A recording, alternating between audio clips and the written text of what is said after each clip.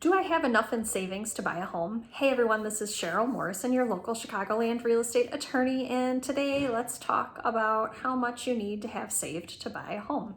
And the answer actually might surprise you. It's a lot less than you might think. Now, the traditional wisdom says that you need to put 20% down on a home. So, if you were buying a home that is $200,000, you need to have $40,000 saved. And that might seem like a lot, and it might seem not really doable for you. And if that's the case, you're not alone. There are a lot of people who don't have 20% to put down on a home.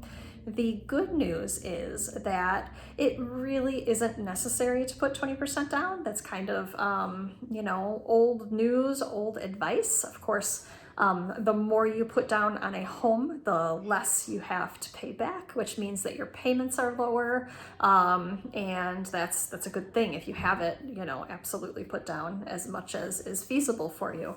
But if you don't have 20% to put down, that's totally okay too. There are lots and lots of different loan programs for people who are in all sorts of different situations. So you might only put down 10% on your home. You might only put down 6%. You might only put down 3.5%. There are lots of different programs, and certainly you don't need to have a huge chunk of money sitting around to buy a home. Now, FHA usually requires 3.5% down, and it is a great loan program for people who do have less savings or maybe not quite as good of credit.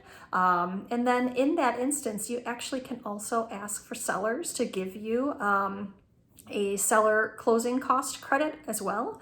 And it can actually be that same 3%.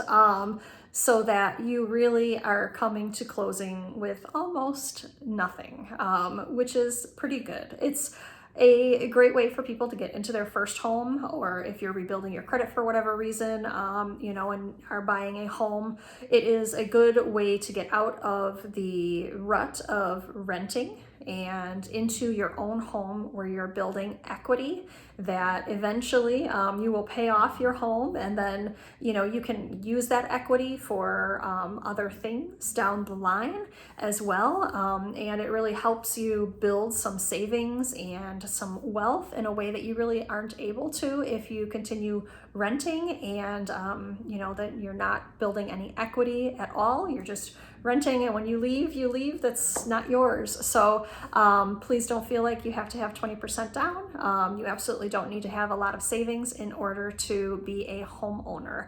I hope that this video has been helpful for you. If it has, give it a like, share it with anyone else who might benefit from it, and do subscribe so you can continue seeing my videos. Thanks everyone, have a good night.